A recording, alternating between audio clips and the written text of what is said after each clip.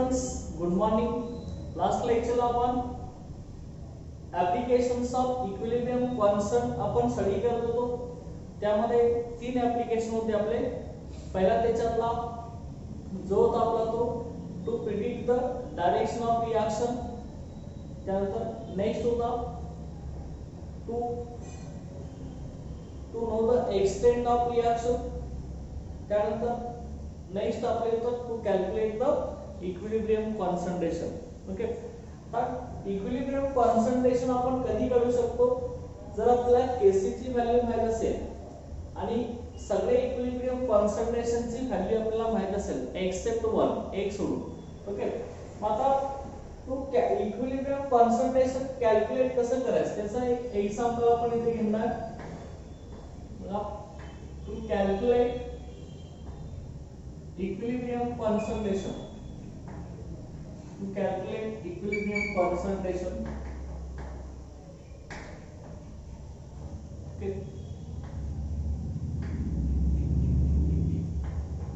to calculate equilibrium concentrations. तर equilibrium concentration आपल्याला calculate करायचं आहे. तर आपण एक रिएक्शन इथे घेऊया. Equilibrium reaction, consider CH3COOH. okay, CH3COOH acetic acid plus alcohol C2H5OH आपला अल्कोहोल आहे. दोन्ही सुद्धा आपले ऍक्वेस स्टेट मध्ये प्रेझेंट आहेत, लक्षात घ्या. ओके, हे दोन्ही सुद्धा आपले ऍक्वेस स्टेट मध्ये प्रेझेंट आहेत. हा ऍक्वेस स्टेट मध्ये आहे आणि हा सुद्धा आपला ऍक्वेस स्टेट मध्ये प्रेझेंट आहे. तर ह्याच्यापासून आपल्याला मिळणार आहे ईस्टर. ओके, कार्बोक्सिलिक ऍसिड आणि अल्कोहोल ह्याच्यापासून आपल्याला काय मिळत असतो? ईस्टर फॉर्मेशन मिळत असतो. हा CH3COO आणि इथला C2H5. ओके, हा ईस्टर फॉर्म होणार आणि इथला H आणि ह्यातला OH, तर H2O. हे आपली रिएक्शन आहे. ओके, दोन्ही सुद्धा हे इक्विलिब्रियमला प्रेझेंट आहे. ऍक्वेस मीडियम, ऍक्वेस वॉटर. ओके, सोल्युशन आहे सगळं. आता इथं लक्षात ठेवा, हा रिएक्टंट यांचं कन्व्हर्जन ह्या प्रोडक्ट मध्ये आपल्या इथं होणार आहे. आता इक्विलिब्रियम पोझिशनला रिएक्टंट आणि प्रोडक्टचं कॉन्सन्ट्रेशन आपले इक्वल असणार आहे. ओके, रिएक्टंट आणि प्रोडक्टचं कॉन्सन्ट्रेशन आपले इक्वल असणार आहे. आता आपण इथं कन्सिडर करूया. त्यामध्ये बघा, Kc ची व्हॅल्यू तुम्हाला इथे दिली असेल, इक्विलिब्रियम कॉन्स्टंट Kc दिला असेल 4. हा युनिटलेस आहे, 4.0. याला कुठलाही युनिट नाही लक्षात. आणि मोल्स आपल्याला दिले इथॅनॉइक ऍसिड आणि हा इथॅनॉइक ऍसिड आहे. ह्याचे मोल्स आपल्याला 2 मोल आपल्याला याचे दिले आहे इथॅनॉइक ऍसिडचे. ह्याचे 2 मोल दिले आहेत आणि ह्याचे पण आपल्याला 2 मोल दिलेले आहेत. ओके, म्हणजे ऍसिटिक ऍसिड मध्ये इथॅनॉइक ऍसिड ह्याचे 2 मोल दिले, इथेनॉल अल्कोहोल ह्याचे पण आपल्याला 2 मोल दिले. ओके, आणि त्याच्यानंतर ह्याचं जे फॉलोम दिले, फॉलोम जे आहे ते फॉलोम आपलं p लिटर आहे. ते p लिटर हे फॉलोम दिले याच्यामध्ये. ओके, तर आपला इक्विलिब्रियम कॉन्सन्ट्रेशन फाइंड आउट करायचं. आता इक्विलिब्रियम कॉन्सन्ट्रेशन या दोघांचा आपला मोल दिलाय, फॉलोम p दिलाय. तर इथे बघा, ही CH3COO C2H5 आणि H2O आहे. याचा आपला कॉन्सन्ट्रेशन इक्विलिब्रियमला फाइंड आउट करायचं लक्षात घ्या. मग आता हे फाइंड आउट करत असताना कसे येणार आहे बघा. त्यामध्ये इथं आपल्याला मिळेल, त्या ठिकाणी बघा, इथं याचा इक्विलिब्रियम कॉन्सन्ट्रेशन आपल्याला दिलेलं नाही, हे फाइंड आउट करायचं. याचं कॉन्सन्ट्रेशन दोघांचा आपण x इथं कन्सिडर करूया. तर त्यांचं कॉन्सन्ट्रेशन x आपण कन्सिडर करूया. फॉलोम तर आपल्याला किती दिलाय बघा. आपण कसं येणार, याचा रिएक्शन मी इथं घेऊन घेतो. CH3COOH plus C2H5. ओके, इकडे येणार आहे आपला CH3COO C2H5. Okay, plus H2O. काय असं ते असणार. आता इनिशियल मोल जे आहे, ओके, इनिशियल मोल जे आहे ते आपण आता कसं करणार आहे बघा. सुरुवातीला किती मोल्स आहेत हे आपल्याला काढायचं initial moles okay equilibrium concentration initial moles आपले बघा initial moles okay initial moles सुरुवातीला मोल्स आपले किती आहेत बघा याचे मोल्स आपल्याला ऍसिटिक ऍसिडचे मोल दिले किती मोल्स आहेत सांगा ओके 2 मोल्स आहेत आपल्याला इथे फाइंड आउट काय करायचं इक्विलिब्रियम कॉन्सन्ट्रेशन काढायचं इथे आपण म्हटलं असेल कॅल्क्युलेट इक्विलिब्रियम कॉन्सन्ट्रेशन्स ओके ते आपल्याला फाइंड आउट करायचं की ह्या सगळ्यांचे इक्विलिब्रियम कॉन्सन्ट्रेशन काढायचं इनिशियल मोल याचे दोन आहेत ह्याचे पण आपल्याला दिले C2H5OH चे मोल्स हे दोन दिले आहेत ओके ह्यांचे मोल्स आपल्या इनिशियलला सुरुवातीला ह्यांचे मोल 0 असते रिएक्शन आपली अजून कंप्लीट झालं आहे आता स्टार्ट होण्याच्या अगोदर ह्याचे दोन मोल्स आहेत ह्याचे दोन मोल्स त्यावेळी हा इथॅनॉइड आहे इथिल इथॅनॉइड म्हणतो आपण हा इथिल ग्रुप आहे हा इथॅनॉइड त्याचे मोल 0 असणार आणि वॉटरचे मोल सुद्धा 0 असणार इनिशियल कंडिशन त्यानंतर इनिशियल मोल झाल्यानंतर त्याच्यामध्ये आपण बघणार आहे equilibrium moles okay moles at equilibrium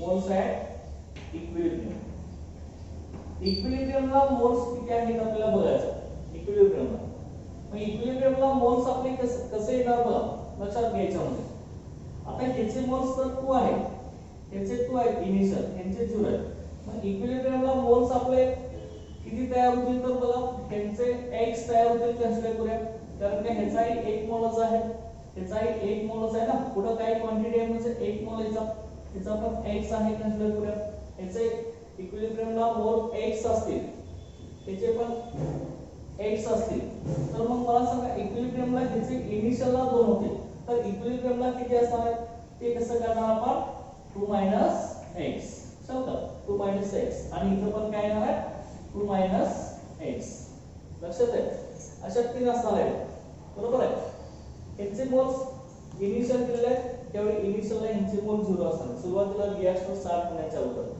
ही पॉलिट तयार झालं नसेल ना त्यामुळे ह्याचे मोल 0 असणार इक्विलिब्रियमला मोल्स बघा ह्याचे दिले माहित नाही आपल्याला किती तयार होणार त्यामुळे आपण x कन्सिडर केले ह्याचे x असतील ह्याचे पण x असणार मग किती शिल्लक झाले मोल्स बघा 2 मोल्स मधून किती शिल्लक झाले हे रिएक्ट होऊन हे तयार होणार तर शिल्लक किती मोल झाले ह्याचे इक्विलिब्रियमला तर 2 x ओके 2 x हे एवढे मोल्स इक्विलिब्रियमला CH3COH आणि C2H5OH असते ओके त्यानंतर आता आपण इक्विलिब्रियम कॉन्सन्ट्रेशन काढणार आहे equilibrium concentration okay equilibrium concentration कसं असणार लक्षात ठेवा आता कॉन्सन्ट्रेशन आपण कसं सांगतो n डिवाइड बाय v चल का number of moles divide by volume म्हणजे काय असतं आपले okay number of moles divide by volume म्हणजे काय असतं कॉन्सन्ट्रेशन असतं c ओके हे आपण इथे लिहिलं आहे number of moles divide by okay volume concentration n by v तो c n बाय v आता नंबर ऑफ मोल्स किती आहेत बघा इक्विलिब्रियम कॉन्सन्ट्रेशन आपण काढणार आहे म्हणजे काय घेणार आपण इक्विलिब्रियमचे मोल्स घेणार आहे किती असणार बघायचे इक्विलिब्रियमला मोल्स याच्यामध्ये चल 2 x बाय v असणार आहे ओके एवढं कॉन्सन्ट्रेशन इथं असणार कॉन्सन्ट्रेशन म्हणजे number of moles divide by volume इक्विलिब्रियमला आपण 2 x divide by volume p litre आपण लिहिलं ओके इथे पण सेम एंड आहे 2 x bye v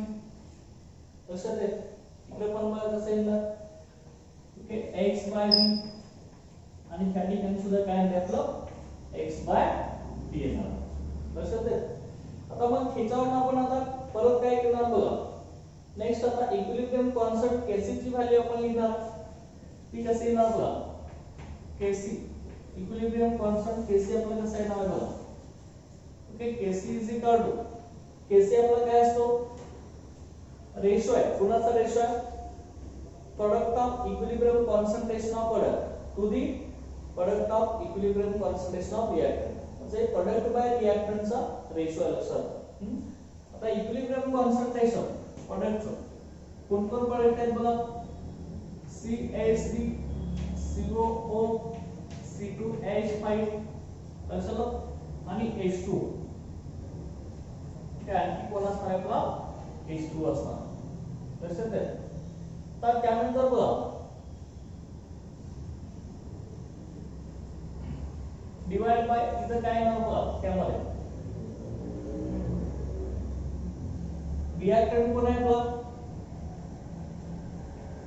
CH3 COOH असं CH3COOH आणि पुढे काय असणार आहे C2H5OH असणार लक्षात ओके तर त्यानंतर बघा नेक्स्ट आपण आता काय बघूया याच्यामध्ये आता या सगळ्यांचं कॉन्सन्ट्रेशनच्या व्हॅल्यू आपण इथं फाइंड आउट केलेले आहेत आता ह्याच व्हॅल्यू आपल्याला या इक्वेशन मध्ये पुट अप करायचं तर कॉन्सन्ट्रेशन ऑफ CH3COOH किती आले आपलं इक्विलिब्रियम कॉन्सन्ट्रेशन 2 x/v आणि त्याच पद्धतीने आपला C2H5OH चं कॉन्सन्ट्रेशन इथं आहे 2 x/v आणि हा जो CH3COO C2H5 आहे त्याचं कॉन्सन्ट्रेशन काय x/v आणि वॉटरचं कॉन्सन्ट्रेशन H2 ते पण आपलं काय आहे x/p लक्षात आलं ओके आता त्यानंतर बघा ही व्हॅल्यू पुट अप करा इथं सेम व्हॅल्यू घ्या 2 x ओके CH3COO C2H5 ची व्हॅल्यू किती आहे आपली इक्विलिब्रियम कॉन्सन्ट्रेशन किती आहे x/v ही व्हॅल्यू इक्विलिब्रियम x/v असं x/v त्यानंतर H2 चे पण किती आहे H2 चे पण किती आपले बघा x/v लक्षात ओके त्यानंतर बघा नेक्स्ट ह्याच्यामध्ये आता CH3COH ची व्हॅल्यू किती आपली 2 x/v बघा 2 x/p लक्षात आणि इकडे पण किती आहे 2 x/p लक्षात आता मग हे कसं करणार आपण बघा x into x यांचा प्रोडक्ट आहे x into x x square divided by v square ना ओके टोटल डिवाइड बाय ही काय होईल बघा ओके हे 2 x okay 2 x by v यांचा स्क्वेअर होणार आहे तर का जर सेपरेट जर आपण इथे लिहिला असेल तर हे कसं होईल बघा 2 x 2 x काय होईल स्क्वेअर डिवाइड बाय काय होणार आहे t स्क्वेअर ओके आता हे जर आपण न्यूमरेटर मध्ये लिहिला असेल तर का ओके काय होणार बघा x square divide bye 2 x square okay इकडे काय येणार बघा त्यामध्ये t स्क्वेअर तर का हा total divide by t square येणार लक्षात घ्या ह्याच्यामध्ये ओके कसं होणार बघा त्यामध्ये आता सिंपलिफिकेशन आपल्याला करायचं आहे याच्यामध्ये आता हे काय होईल बघा v स्क्वेअर आहे हे काय झालं x square by p square into काय येणार आहे p square divide bye 2 x square चा लक्षात आता इथं v स्क्वेअर ला काय होणार आहे त्या v स्क्वेअर ला हा v स्क्वेअर आपला कॅन्सल होईल ओके राहिले काय बघा x square divide bye 2 x square एवढंच आपलं राहिलं बरोबर आणि मग आता kc ची व्हॅल्यू तर आपल्याला ऑलरेडी माहिती आहे kc ची व्हॅल्यू दिली आहे इक्विलिब्रियम कॉन्स्टंट kc आपल्याला इथं ऑलरेडी आपल्याला दिलेलं आहे लक्षात घ्या याची व्हॅल्यू किती आहे बघा याची व्हॅल्यू आपली 4 आहे चल का kc ची व्हॅल्यू 4 आहे लक्षात घ्या मग kc आपला इथं 4 आहे लक्षात घ्या 4 इज इक्वल टू सगळे 4 आता इथं ह्याचा स्क्वेअर रूट जर आपण घेतलं ह्याचं स्क्वेअर रूट घेतलं तर कसं येणार बघा स्क्वेअर रूट ऑफ 4 ओके आता x स्क्वेअर चं स्क्वेअर रूट काय येणार आहे x स्क्वेअर चं स्क्वेअर रूट x येणार 2 x स्क्वेअर चं स्क्वेअर रूट 2 x येणार ओके आता मग स्क्वेअर रूट ऑफ 4 तर ही कॉन्सन्ट्रेशनची व्हॅल्यू आपण आता स्क्वेअर रूट ऑफ 4 म्हणजे काय येणार बघा इथं आपण घेऊया स्क्वेअर रूट ऑफ 4 ते लक्षात घ्या इथं स्क्वेअर रूट ऑफ 4 काय येणार बघा स्क्वेअर रूट ऑफ 4 म्हणजे काय येणार 2 चल का 2 येणार 2 इज इक्वल टू काय येणार आहे x डिवाइड बाय 2 x चल का याला मी ब्रॅकेट करतो असं की 2 x ओके. आता मग हा जो 2 x आहे इकडे गेल्यावरती ह्याला ओके ह्याला मल्टिप्लाय म्हणजे ते कसं होणार बघा 2 in bracket 2 x okay is equal to काय होणार आहे x होणार आहे. लक्षात ठेवा. मग आता हे कसं होईल बघा 2 ने ह्या स्क्वेअर ब्रॅकेटला मल्टिप्लाय करा 2 into 2 काय येणार 4 आणि आता 2 ने ह्याला multiply -2x is equal to x. लक्षात. आता हेच आपण असं करूया बघा काय होईल इथं x आपण इकडे घेतला x ओके हा 4 ॲज इट इज ठेवला आपण ओके 4 हा -2x ह्या साइडला गेलं काय होणार +2x x आहे +2x आला म्हणजे 4 इज इक्वल टू काय झालं x + 2x म्हणजे काय आलं 3x आलं ओके x ची व्हॅल्यू काय येणार आहे 3/4 sorry x is equal to काय येणार आपलं हा 3 इकडे डिवाइड झाला त्याला x इज इक्वल टू काय झाला आपला 4/3 झाला. समजा x is equal to 4/3 okay. तर आता x इज इक्वल टू 4/3 म्हणजे काय येणार आहे लक्षात घ्या की 1.33 येणार आहे. समजा म्हणजे x ची व्हॅल्यू किती आली आपली 1.33 आली बरोबर. मग आता आपण x कुणाला कन्सिडर केलंय आपण x हे कॉन्सन्ट्रेशन CS3 COO C2H पाहिजे होतं आणि कुणाचं होतं H2 चं होतं लक्षात. ठीक आहे लक्षात ठेवा.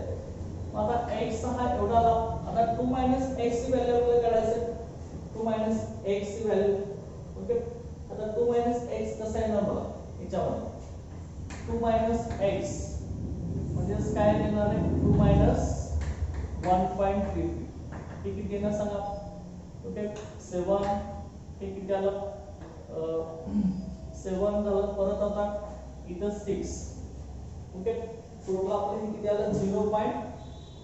ते 0. किती येणार आपलं सांगा 2 x ओके तर 7 इथं 6 आला ओके परत इथं 0.67 2 x म्हणजे किती आलं याची व्हॅल्यू आपली 0.67 लक्षात ठेवा किती 0.67 आला.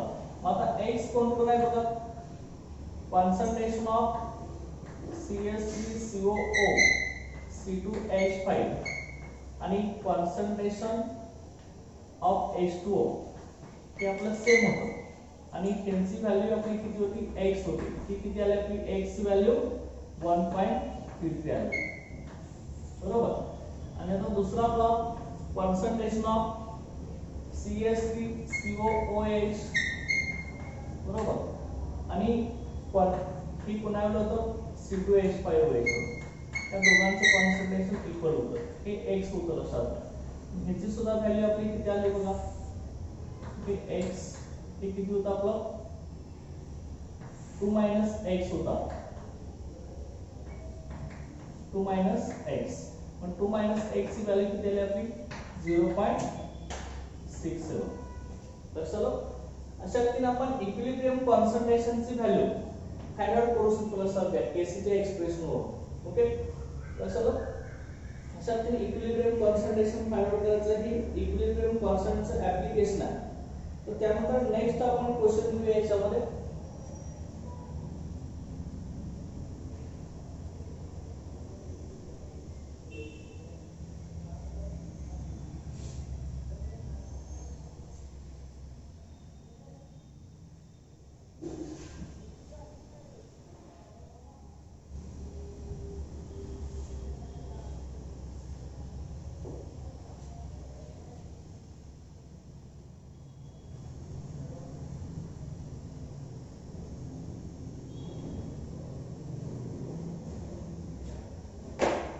नेक्स्ट क्वेश्चन बघा याच्यामध्ये केसीच्या एक्सप्रेशन मध्ये आपल्याला दिले काय बघा यामध्ये equal concentration of H2 and I2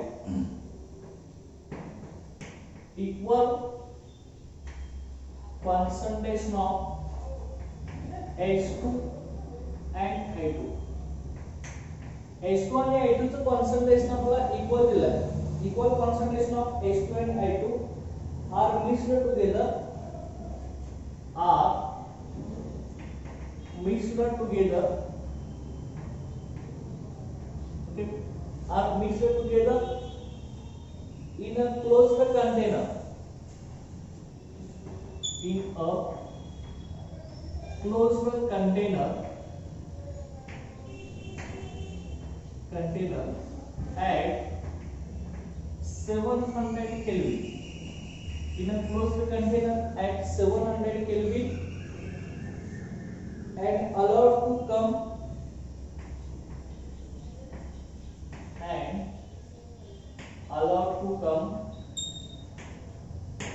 okay, allowed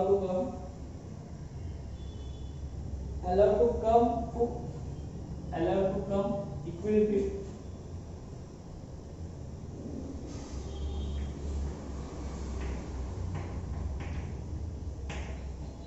okay, allowed to come to equilibrium if the concentration of HI at equilibrium, if the concentration of HI at equilibrium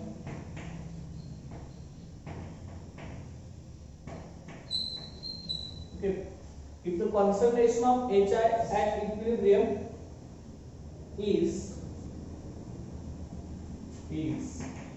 0.85, okay, 0.85 mole per dm cube, okay, mole per dm cube, okay, mole per dm cube. What are the equilibrium concentration of H2 and I2? What are the equilibrium concentration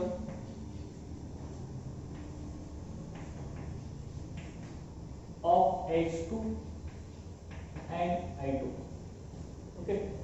What are the equilibrium concentration of H2 and I2? If Kc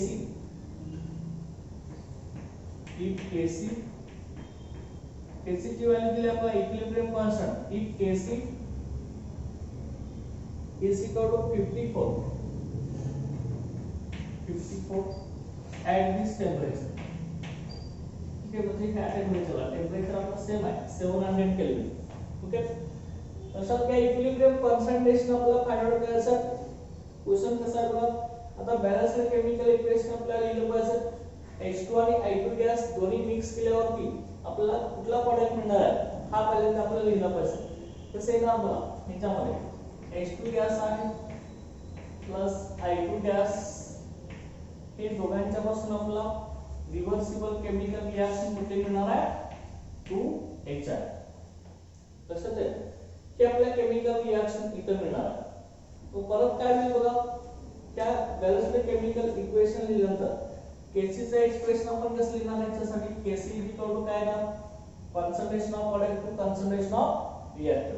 okay, म्हणजे कसं आहे ना HI, okay, raise to power 2 चल का, okay, coefficient 2 आहे त्यामुळे raise to power 2. आता त्यानंतर divide by concentration of reactor H2, चल का, H2 इथे येणार आहे,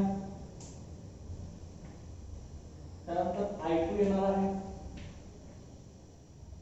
I2 चल का, H2 I2 raise to power 1. मग ह्यामध्ये कसं होणार बघा, याच्यामध्ये लक्षात, ओके, आपला इक्विलिब्रियम कॉन्संट्रेशन कुणास दिलेला आहे, HI चं कॉन्संट्रेशन दिलंय, concentration of HI at equilibrium दिलेला आहे आपल्याला 0.85 मोल पर dm क्यूब, ही व्हॅल्यू आपल्याला दिलेली आहे. मग आपल्याला व्हॅल्यू फाइंड आउट करायचं आहे कोणाची, इक्विलिब्रियम कॉन्संट्रेशन साठी H2 आणि I2 ची व्हॅल्यू आपल्याला फाइंड आउट करायचं आहे. ओके, आता हे H2 आणि I2 ची व्हॅल्यू फाइंड आउट आपण कशी करणार बघा, याच्यामध्ये सेम इक्वेशन आपण इथे घेऊया. H2 gas plus, okay, H2 gas plus I2 gas, okay, it gives 2HI. की आपली ऑलरेडी रिएक्शन आहे, ओके, की आपली ऑलरेडी रिएक्शन आहे. याच्यामध्ये बघा आपल्याला फाइंड आउट कोणास करायचं, इक्विलिब्रियम कॉन्संट्रेशन H2 आणि I2 चं काढायचं. आता HI चे इक्विलिब्रियम कॉन्संट्रेशन आपल्याला दिलं आहे, इक्विलिब्रियम कॉन्सन्ट्रेशन याचं दिलं आपल्याला किती आहे 0.85 मोल पर डीएमक्यू हे आपल्याला दिलेलं आहे. आता ह्या दोघांचं कॉन्सन्ट्रेशन आपल्याला माहित नाही ते आपण x कन्सिडर करूया. याचं x आहे याचं x आहे दोघांचे मोल एकच आहेत ना त्यामुळे कॉन्सन्ट्रेशन आपलं इक्वल असणार आहे. ओके मग ह्या व्हॅल्यू आपण इथं पुट करूया. ओके इथं पुट केल्यावर Kc च्या इक्वेशन मध्ये कॉन्सन्ट्रेशनची व्हॅल्यू कसं आहे ना Kc मग Kc HI चं कॉन्सन्ट्रेशन किती आपलं 0.85 ओके याचा स्क्वेअर आहे okay raise to power 2 I H2 आपण काय केलं x समजा I2 चं पण कॉन्सन्ट्रेशन x आहे रेज टू पॉवर 1 ओके आता आपण Kc ची व्हॅल्यू आपल्याला ऑलरेडी दिली आहे. Kc व्हॅल्यू किती दिली आहे इक्विलिब्रियम कॉन्स्टंट Kc ची व्हॅल्यू किती आपली 54 आहे.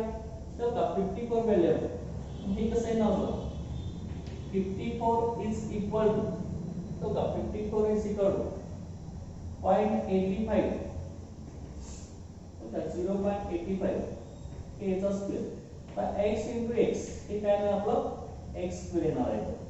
ओके आता परत मग कसं होणार बघा याच्यामध्ये 54 is equal to 0.85 square divide by x square आहे. आता हे आपण सिम्प्लिफाय करायचं ओके हे आपल्या इकडे ना सिम्प्लिफिकेशन कसं होणार आहे बघा याच्यामध्ये ओके ह्याचं कॉन्सन्ट्रेशन आपल्याला फाइंड आउट करायचं x आपला इकडे येणार ओके याच्यामध्ये कसं होईल बघा याच्यामध्ये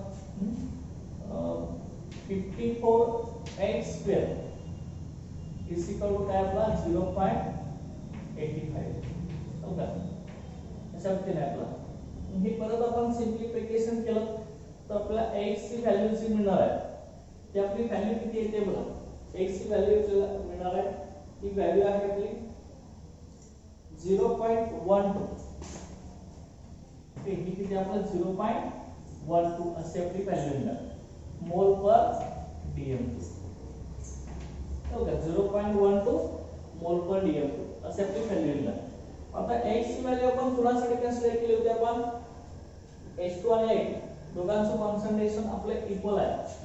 कॉन्सन्ट्रेशन ऑफ H2 हे आपण असं स्क्वेअर बाय किती दाखवतो त्यानंतर कॉन्सन्ट्रेशन ऑफ I2 बरोबर इज इक्वल टू काय होतं x आहे मग x ची व्हॅल्यू किती आहे आपली 0.12 मोल पर डीएम. चलो अशा पद्धतीने आपल्याला लिहिता येत आहे ती व्हॅल्यू इक्विलिब्रियम कॉन्सन्ट्रेशन ह्या पद्धतीने आपण काढू शकतो. हे तुम्हाला Kc ची व्हॅल्यू दिली असेल आणि बाकीचं इक्विलिब्रियम कॉन्सन्ट्रेशन दिलं असेल तर आपल्या अननोन कॉन्सन्ट्रेशनची व्हॅल्यू आपण इथे फाइंड आउट करू शकतो लक्षात घ्यायचं म्हणजे ओके लक्षात आहे का की आता त्याच्यानंतर नेक्स्ट पॉइंट इथला आहे आपला link between chemical equilibrium and chemical kinetics okay बघा हे आता कसे येतात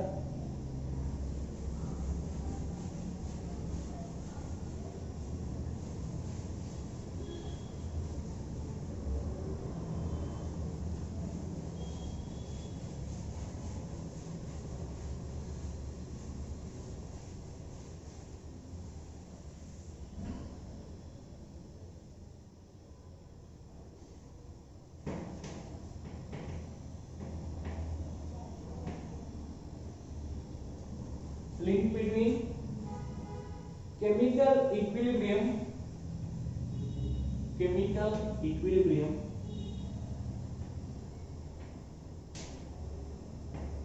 link between chemical equilibrium and chemical kinetics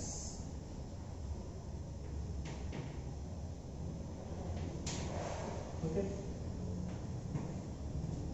link between chemical equilibrium and chemical kinetics. आता chemical equilibrium आणि chemical kinetics त्या दोघांच्या मध्ये काय डिफरन्स आहे बघा.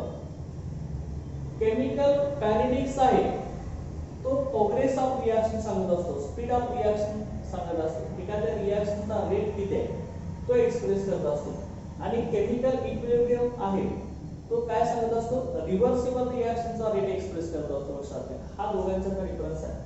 chemical kinetics हा इरिव्हर्सिबल रिएक्शनचा रेट एक्सप्रेस करत असतो आणि केमिकल इक्विलिब्रियम हा आपला रिव्हर्सिबल रिएक्शनचा रेट सांगत असतो. समजा ते रिव्हर्सिबल रिएक्शन असेल तर केमिकल इक्विलिब्रियम इरिव्हर्सिबल असेल तर केमिकल कायनेटिक्स ओके. आता मग आपण लक्षात घ्या केमिकल इक्विलिब्रियम आपला रिव्हर्सिबल केमिकल रिएक्शन आहे. रिव्हर्सिबल केमिकल रिएक्शनचा प्रोग्रेस ऑफ रिएक्शन आहे, रेट ऑफ रिएक्शन. ते आपण आता कसं सांगणार आहे बघा. ह्याच्यामध्ये काय होत असतं, रिएक्टंटचं कन्वर्शन आपल्या इथे प्रोडक्ट मध्ये होत असतं. Okay, reactant is converted to products. Okay, आता फॉरवर्ड रिएक्शनचा रेट असेल, ओके, तो आपण रेट कॉन्स्टंट आपला Km असतो आणि रिव्हर्स रिएक्शनचा रेट कॉन्स्टंट आपला Kr असतो. लक्षात. मग आता Kc चं एक्सप्रेशन आपलं कसं असतं, Kc काय असतं आपला Kf डिवाइड बाय Kr. तर हा असतो. लक्षात. हा rate constant of forward reaction आहे आणि हा Kr rate constant of reverse reaction. की ह्या दोघांचा रेशो म्हणजे आपला इक्विलिब्रियम कॉन्स्टंट Kc असतो. लक्षात. मग आता आपल्याला Kc Kf divide by Kr आहे, इक्विलिब्रियम कॉन्स्टंट. आता Kf आणि Kr आपले ही दोन काय रेट कॉन्स्टंट ऑफ फॉरवर्ड आहे रिव्हर्स रिएक्शन. ओके, आता इक्वेशन, ह्या इक्वेशनचा यूज काय, to determine the composition of reaction mixture. Okay, to determine composition of reaction mixture. Okay, to determine composition of reaction mixture. reaction mixture चं composition आपण इथे check करत असतो, लक्षात काढत असतो Kc चे एक्सप्रेशन वरून. ओके, मग आता ज्या दोन कंडिशन आपण घेऊया. जर rate constant of forward reaction Kf ह्याची value rate constant of reverse reaction पेक्षा जास्त असेल, म्हणजे Kf ची व्हॅल्यू Kr पेक्षा जास्त असेल, हे आपण बघितलंय लॉ ऑफ मास ऍक्शन याच्यावर डिराइव्ह केलंय पण आहे. Kf ची व्हॅल्यू Kr पेक्षा जास्त असेल तर आपलं काय होणार आहे बघा. आणि Kf आणि Kr या दोघांची व्हॅल्यू नियरली इक्वल असेल. लक्षात, दोघांची व्हॅल्यू जवळपास सेम असतील तर. Okay, Kf nearly equal to Kr. तर ह्या दोघांच्या व्हॅल्यूवरून Kc च्या व्हॅल्यूवर काय इफेक्ट होतो, लक्षात घ्या. Rate constant of forward reaction हा rate constant of reverse reaction पेक्षा जास्त असेल तर Kc हा लार्ज असतो. Kc is large. Kf लक्षात घ्या, Kf ग्रेटर दॅन Kr असेल तर Kc लार्ज असतो. ओके, Kc ची व्हॅल्यू लार्ज असते आणि रिएक्शन गोज टू कंप्लीशन. ते reaction goes almost two completion, reaction complete होत असते Kf ची व्हॅल्यू जास्त असेल तर. Kf ची व्हॅल्यू जास्त म्हणजे काय, rate constant of forward reaction. Forward रिएक्शनचा रेट आपला फास्ट असतो, रिएक्टंटचं कन्वर्शन प्रोडक्ट मध्ये होण्याचा रेट आपला जास्त असतो. ओके, Kc ची व्हॅल्यू लार्ज म्हणजे रिएक्टंटचं प्रोडक्ट मध्ये होण्याचा रेट जास्त असतो. ही रिएक्शन जवळपास कंप्लीट होत असते. रिएक्शन याच्यामध्ये काय होत असते, कंप्लीट होत असते. Reaction goes almost two completion. हे ऑलमोस्ट रिएक्शन आपली इथे कंप्लीट होत असते, दिवस होऊ शकत नाही. लक्षात घ्या, Kf ग्रेटर दॅन Kr असेल तर reaction goes almost two completion. Okay, reaction इथे कंप्लीट होत असते. लक्षात घ्या. आणि नेक्स्ट बघा, पुढचा इफेक्ट याच्यावरती काय होत असतो, Kf हा एकदम ग्रेटर असेल Kr पेक्षा, if Kh is much larger than Kc, आणि Kf हा Kc पेक्षा जर लार्ज असेल तर Kf is greater than Kc. हे बघा आपण काय म्हणतो, if Kf is much greater than Kc,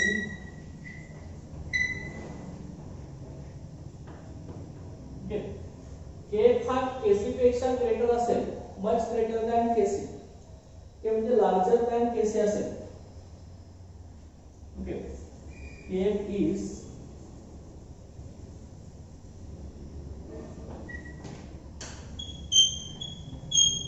larger than Kc. Kf हा Kc पेक्षा लार्ज असेल तर काय होणार आहे, reaction may be irreversible.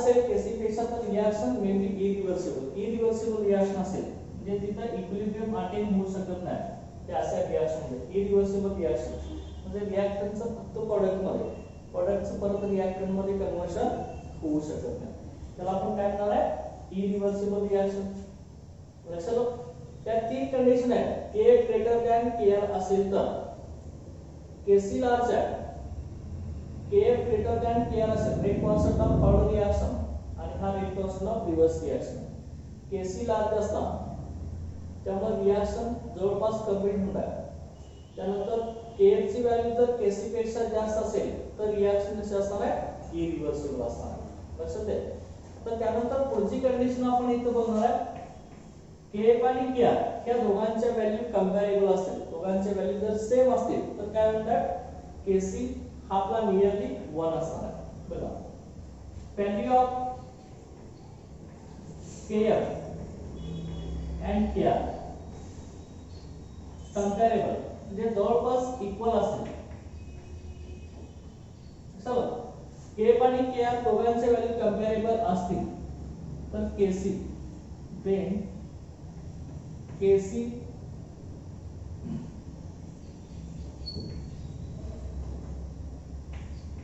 Kc हा जवळपास 1 असतो Kc ची व्हॅल्यू किती असणार ती आपली 1 असते लक्षात घ्या व्हॅल्यू ऑफ Kf आणि Kr ही कंपॅरेबल असेल तर Kc ची व्हॅल्यू ती 1 असते आणि इथे कसं आहे Kc लार्ज असतो Kf ग्रेटर दॅन Kr असेल ओके आणि रिएक्शन इथे कंप्लीट होत असते आणि रिएक्शन इरिव्हर्सिबल असते Kf जर ग्रेटर दॅन Kc असेल तर नेक्स्ट बघा इथे दोघांचे व्हॅल्यू कंपॅरेबल असतील तर रिएक्शन आपली कंप्लीट होत नाही reaction never goes to completion okay दोघांचे व्हॅल्यू कंपॅरेबल असतात रिएक्शन कंप्लीट होत नाही reaction never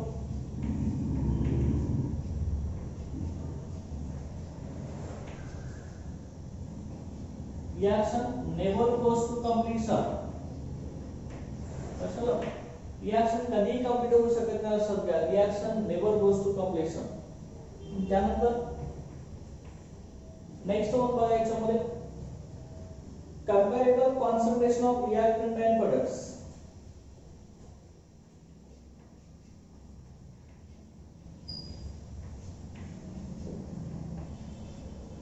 comparable concentration of reactant and products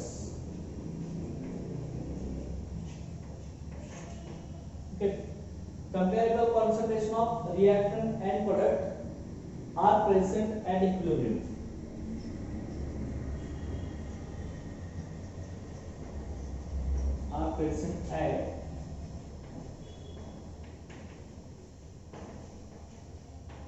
okay comparable concentration of reactant and product are present at equilibrium लक्षात काय काय म्हटले पण आपण हे व्हॅल्यूज मध्ये लक्षात असेल Kf आणि Kr ची व्हॅल्यू कंपॅरेबल असेल तर Kc कसा असणार आहे नियरली 1 असणार आहे रिएक्शन कधी कंप्लीट होणार नाही आणि आपण दुसरं काय असणार रिएक्टंट आणि प्रोडक्टची व्हॅल्यू असणार आहे कॉन्सन्ट्रेशनची व्हॅल्यू असणार आहे okay concentration of reactant and product हे इक्विलिब्रियम असणार आहे are present at equilibrium okay आणि इथं Kc लार्ज असणार आहे रिएक्शन कंप्लीट होणार आहे आणि K लार्जर दॅन Kc असेल तर रिएक्शन इरिव्हर्सिबल असणार चला रिएक्शन इरिव्हर्सिबल ओके लक्षात हे लक्षात ठेवायचं तर त्यानंतर आपल्याला एक प्रॉब्लेम याच्यावरती दिला Kc आणि Kf आणि Kr त्या तिघांच्या व्हॅल्यूचा इफेक्ट हा आपल्या रिएक्शन कंप्लीशन वरती कसा होत असतो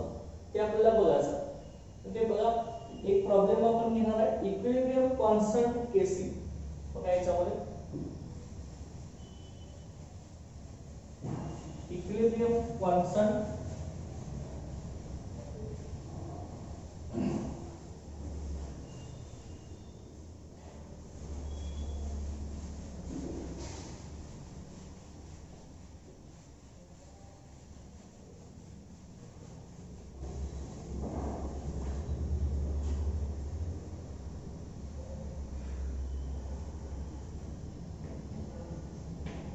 the equilibrium constant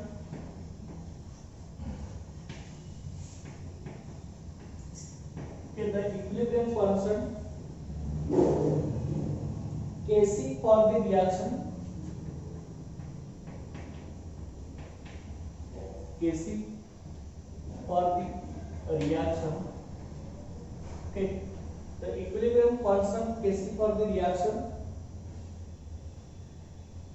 of hydrogen with I2, of hydrogen, okay, the equilibrium constant Kc for the reaction of hydrogen with iodine,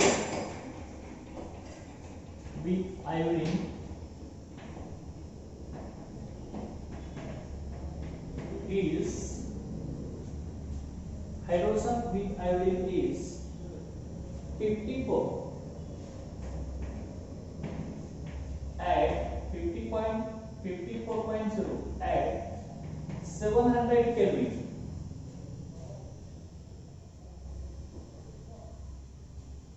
आपले इक्वेशन दिले परत आता H2 gas plus I2 gas reduce to HI. Okay, to HI. याच्यामध्ये Kc ची value जी आहे ते आपल्याला दिले. Kc किती दिलाय 54 at 700 Kelvin. 54.0 टेम्परेचर किती दिलं आपल्याला इथं 700 केल्विन ते दिलं at 700 केल्विन. ओके, आता यामध्ये बघा आपल्याला फाइंड आउट काय करायचं आहे. याच्यामध्ये दुसरी कंडिशन आपल्याला दिली आहे, if Kf is rate constant for the formation of, if Kf is rate constant for the formation of HI, rate constant for the formation of HI,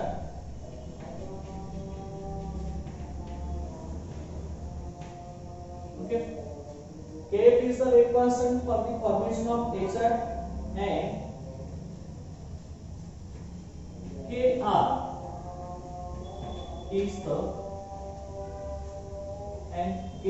is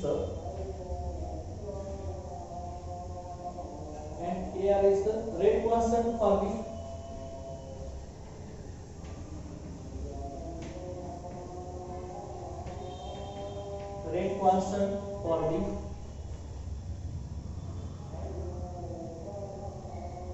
decomposition of HI.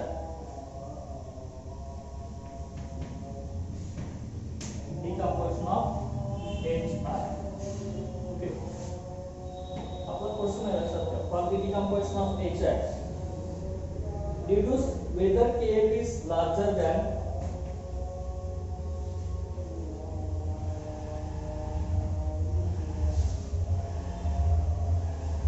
the Kf is larger or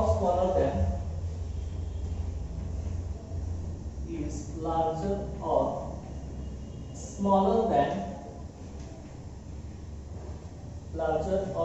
than Kr.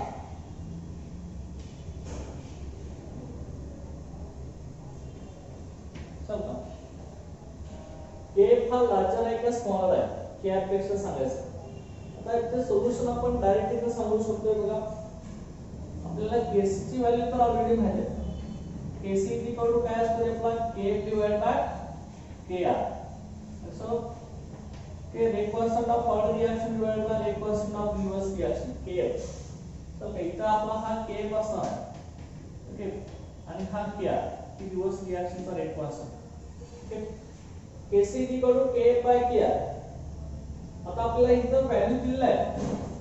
Kc ची value दिलेली आहे लक्षात घ्या. किती दिली आहे आपल्याला? Kc ची व्हॅल्यू 54 आहे. ठीक आहे, पण Kc 54 असेल तर आपण हे इक्वेशन कसं लिहू शकतो बघा.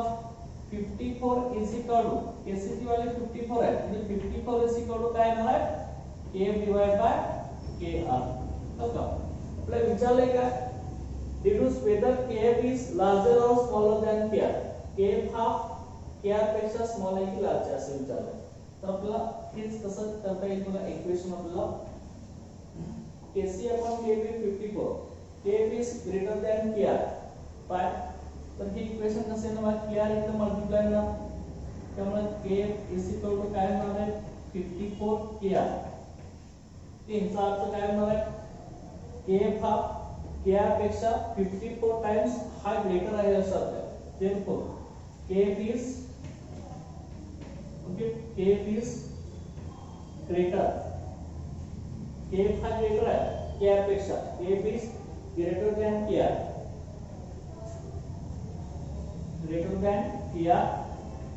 by 54 म्हणजे असं लक्षात. ओके, त्या इक्वेशन आपण सांगितलेलं. अंडरस्टँड. त्यानंतर नेक्स्ट बघा, if the value of kr, if the value of kr at 700 Kelvin, if the value of kr at 700 Kelvin is 1.16 into 10 raised to minus 3, what is kf? kf ची value काय आहे ते विचारलंय. Okay, तर हे आपण find out करू शकतो लक्षात घ्यायच्यावरून. आता आपल्याला ऑलरेडी माहिती आहे की इक्वेशन काय आहे आपलं kp is equal to kc, ते kp is equal to kc. Okay, sorry, ते आपलं इक्वेशन काय kc is equal to काय आपलं kc is equal to kf divided by kr.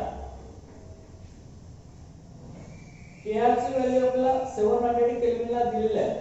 तर kf कुठला आहे हे काढायचं आहे. तर हे कसे येणार बघा ह्याच्यावरून kc is equal to kf by kr. म्हणजे आता kf is equal to काय येणार आहे kc into kr. ओके, आता kc ची व्हॅल्यू किती दिली आपली, kc ची व्हॅल्यू तर आपल्याला माहित आहे ऑलरेडी आपल्याला 54 आहे.